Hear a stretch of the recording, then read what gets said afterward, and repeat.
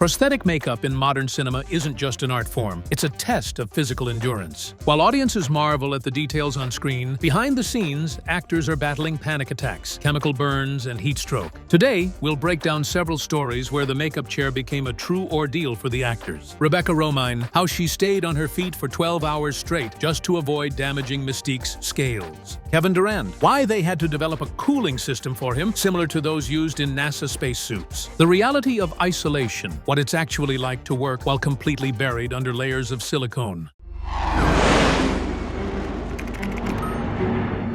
Mystique, she is one of the most visually stunning characters in the X-Men cinematic universe. But behind that flawless blue skin and those elegant scales lies a story that the actresses themselves describe as nothing less than production hell. If you thought it was just a tight bodysuit, you couldn't be more wrong. It was hours of immobility, toxic fumes, and actual physical injuries. In 2000, during the filming of the first X-Men, CGI technology wasn't advanced enough to create a realistic mutant on a computer. Director Bryan Singer wanted maximum authenticity. The price of that authenticity fell squarely on the shoulders of Rebecca Romijn. There was practically no fabric on the actress's body. Her makeup consisted of 80 individual silicone prosthetics. Makeup artists applied each one by hand, one by one, strictly following an anatomical pattern. If even a single scale shifted by a few millimeters, the skin would look fake when she moved. On the first day of filming, the process took an incredible 12 hours. To be ready for a 8 a.m. call time, Rebecca had to arrive on set at 8 p.m. the previous night. The blue paint completely clogged her pores. Her body would overheat rapidly, and between takes, assistants literally packed her in ice to prevent her from fainting. Then came the demolition after the shift. The paint was soaked off with special solvents that caused a horrific burning sensation on her exhausted skin. Rebecca recalled that blue pigment continued to seep out of her pores for weeks after filming Wrap. When the franchise was rebooted in 2011, the role passed to Jennifer Lawrence. The studio decided to use the same proven method, but they didn't account for individual biological reactions. During the filming of First Class, Lawrence dutifully spent her 8 hours in the makeup chair. However, after a couple of weeks, serious problems began. The actress's skin had a severe allergic reaction to the glue and paint. Jennifer broke out in painful blisters and rashes. The situation became critical. Doctors warned that continuing this way would cause irreparable damage to her health. To save both the actress and the project, a special bodysuit was developed for the subsequent films. Jennifer began wearing an ultra-thin, skin-tight jumpsuit. Only her face, neck, and hands were painted by hand. This cut her time in the chair down to 3 hours. But it didn't exactly get easy. The suit was so tight that it was difficult to breathe, and special technological openings had to be made just so she could use the bathroom. Lawrence later joked that the smell of blue makeup and glue became her personal nightmare, and she viewed returning to the character as a grueling sentence. While Mystique suffered from toxic paint, Kevin Durand, who played the giant known as the Blob in X-Men Origins, Wolverine, faced an ordeal of a different kind. On screen, his character weighs nearly 300 kilograms. In reality, the actor was strapped into a latex suit, weighing almost 90 pounds. This wasn't just a heavy costume, it was an airtight trap with zero breathability. The temperature inside this carcass would instantly soar to critical levels. To keep the actor from literally baking alive, a system of tubes filled with ice water was hidden beneath the suit, similar to those used by NASA astronauts. Without this refrigerator, Durand would have simply passed out from heat stroke within 10 minutes. But even with ice water in his pants, life was no picnic. The suit was so bloated that Kevin couldn't fit through the studio doors. He had to enter the set sideways. The most absurd part, because of the massive shoulders, he couldn't reach his own face. To simply wipe away sweat or scratch his nose, an entire team of assistants had to rush to his aid. His face was fake as well. To prevent his head from looking tiny against the giant torso, makeup artists spent hours sculpting new cheeks and a triple chin.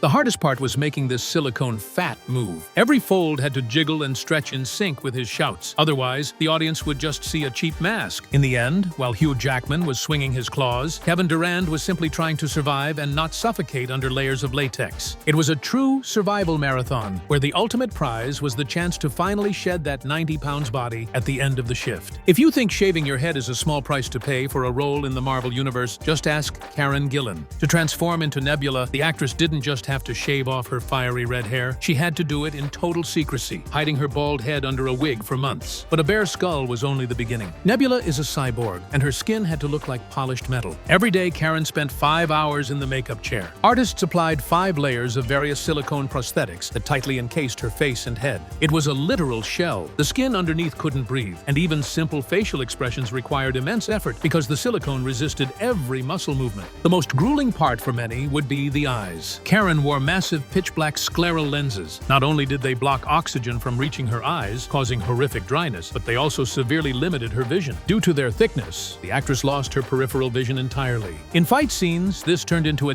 dangerous game. Karen could only see what was right in front of her nose. Any strikes coming from the side had to be parried almost from memory, relying on rehearsed choreography rather than her eyes. The removal process was just as pleasant. To dissolve the adhesive, her face was essentially soaked in chemicals for 2 hours. Karen admitted that after filming, her skin was so depleted and raw that even the slightest touch was painful. In the cases of Nebula or Mystique, makeup artists worked with standard human proportions. However, for Alien Romulus, director Fede Alvarez needed something that defied normal anatomy. To create the Offspring, the film's final monster, the creators ditched CGI in favor of a real person. That person was Robert Bobrovsky, who stands at an incredible 7 feet 7 inches. Robert is a former basketball player, and his unique physique provided the perfect frame for a creature out of a nightmare. They didn't need to digitally extend his limbs, they were already there. The makeup artist's task was to transform him into something between a human and an engineer from Prometheus. Thin layers of latex were applied to Robert's entire body, mimicking pale, almost translucent skin through which veins and bones were visible. This was naked makeup, no armor like Nebula's, just pure biological horror. The real impact came from how this makeup functioned in motion. Due to his height and extreme thinness, Robert moved in a way that felt unnatural to a regular human.